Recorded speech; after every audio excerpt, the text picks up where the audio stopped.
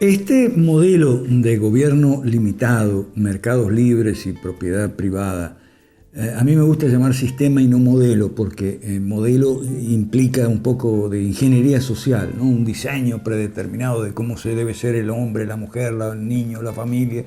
O sea, es mejor hablar de sistema. Este sistema de liberal clásico, gobierno limitado, mercados libres, propiedad privada, es combinable con la democracia, es congeniable con la democracia.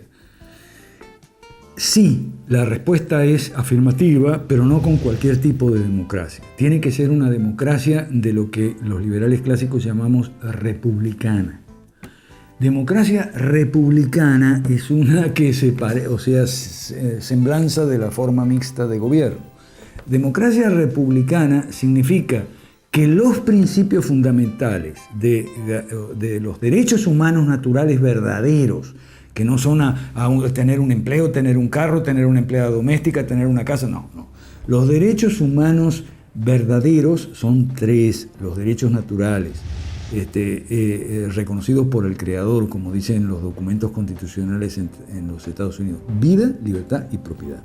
¿Okay? Entonces, esos derechos no están sujetos a la decisión del voto. O sea, esos derechos no son restringibles, vulnerables ni revocables por una mayoría.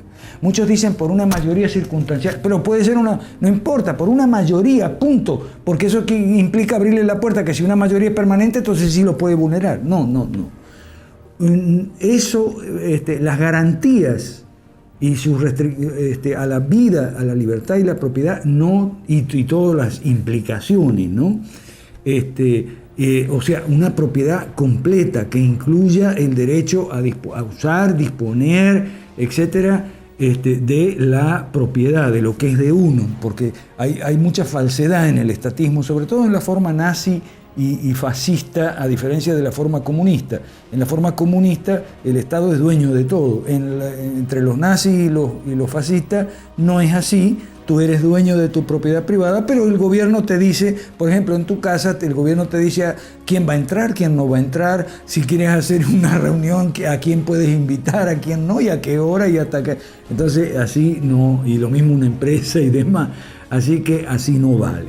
Entonces, cuando una democracia es republicana, entonces es perfectamente congeniable con este sistema y este sistema funciona. Pero tiene que haber partidos políticos y además de corrientes de opinión, órganos de opinión, etcétera, que favorezcan este sistema y pongan diputados en el Congreso para que controlen al Ejecutivo, que es el que generalmente el que más tiende a abusar, para que no se salga de sus límites,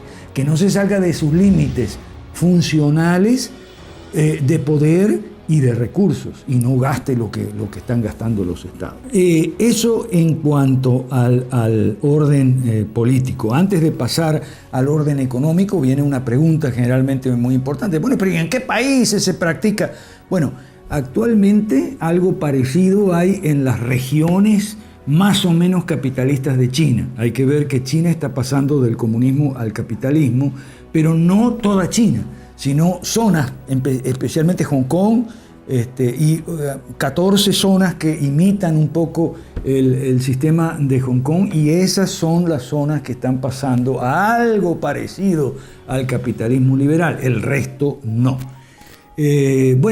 Países como los tigres asiáticos, Singapur, Taiwán o la isla de Formosa, y tal vez en algunas regiones de la India se pasa por ahí. Parece ser que estos países excomunistas, o esos como China, o ex-socialistas duros como la India, quieren ir por partes, como ensayo, como por prueba de error. Vamos a probar primero en una región y vemos cómo nos va. La geografía no nos va a dar buenos ejemplos nítidos, la historia sí.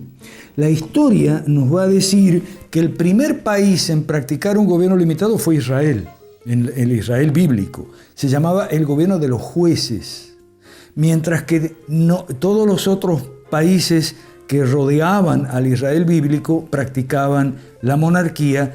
Israel no tenía rey, y eso fue durante aproximadamente 400 años. Tenía unos gobernantes limitados que se llamaban jueces, que al mismo tiempo eran defensores y contratadores de obras públicas. Es decir, que se mantenían dentro de los límites funcionales y lo mismo dentro de los límites en poderes y recursos. El segundo país en practicar este tipo de sistema o algo muy parecido de gobierno limitado fue España. España durante la Edad Media. Durante la Edad Media significa, estamos hablando de la España de las tres culturas. La España de los cristianos en el norte, los moros en el sur y los judíos por todos lados. Bueno, había reinos taifas, reinos visigodos y había colonias judías que se regían, o sea, toda España no había un rey, había reinos, había gobierno descentralizado. Después, ya durante la Edad Moderna, después de la Edad Media, es Suiza, Holanda, las Provincias Unidas, los cantones suizos, Escocia, practican este tipo de sociedad descentralizada en cuanto al poder político y gobierno descentralizado dentro de lo que es el Estado. Entonces, Escocia arrastró a Inglaterra, al resto de las Islas Británicas, poco a poco, ya hacia el siglo XIX, ya pasando la modernidad, y Estados Unidos, que fue el gran ejemplo, el gran milagro, porque era el país que más seguía más de cerca este tipo de forma de gobierno. En estos países, muchas veces la gente pregunta, pero bueno, pero muchos de esos países ahora se gobiernan de la forma socialista y entonces hay socialismo y funciona porque los hospitales y las escuelas, tal. Mire, señor, lo que pasa es lo siguiente, que no es lo mismo que el socialismo llegue a un país que ha practicado el capitalismo durante 100 años consecutivos, o 50, 80, 100, o 200 o 400 años consecutivos, que llegue a un país latinoamericano. Es totalmente distinto. En el primer caso, el socialismo encuentra una infraestructura de capital y equipos, encuentra una disposición en la mano de obra, en la ciudadanía, encuentra una cultura, una civilización, encuentra también un sistema legal e institucional casi intacto. Entonces puede hacer locuras, porque hay riqueza para redistribuir, pero durante un tiempo. Porque enseguida pasa ese tiempo y tiene que venir una Thatcher o un Reagan a corregir el rumbo. Porque esas locuras socialistas no se pueden hacer por mucho tiempo, porque enseguida la gente empieza a sentir los inconvenientes y entonces ahí aparecen los conservadores gobernando de nuevo. En el momento de grabar esta sesión acaba de pasar en Canadá. El partido conservador, que es como se llaman los liberales clásicos en Canadá, acaba de ganar la mayoría absoluta en el Congreso. El primer ministro Stephen Harper es el que pertenece, antes no tenía mayoría y esta semana ahora tiene mayoría parlamentaria. Es muy importante, ya sea en un sistema presidencialista o parlamentario, que después vamos a ver si eso tiene algo que ver o no. La gente cree que tiene mucho que ver, pero no tiene tanto que ver. En el instituto vamos a ofrecer cursos de filosofía, de economía, de ciencia política, filosofía, no sé si lo dije, de historia, y también vamos a ofrecer estudios bíblicos, teología, historia de Occidente, que es mucho historia de la Iglesia, para la gente que está interesada. El liberalismo clásico y el cristianismo tienen mucho que ver.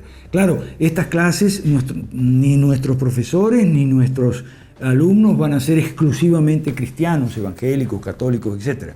Nuestro instituto no es confesional, no es excluyente, no es sectario, es abierto para todo el público y nuestro profesorado que estamos integrando en estos momentos está reflejando esa diversidad que es propia del Perú y de América Latina. Pero nos estábamos yendo, tenemos que en esos países el socialismo es practicable durante un tiempo, en América Latina no. Miren lo que pasa en Cuba, miren lo que pasa en Venezuela. De eso vamos a hablar al regreso.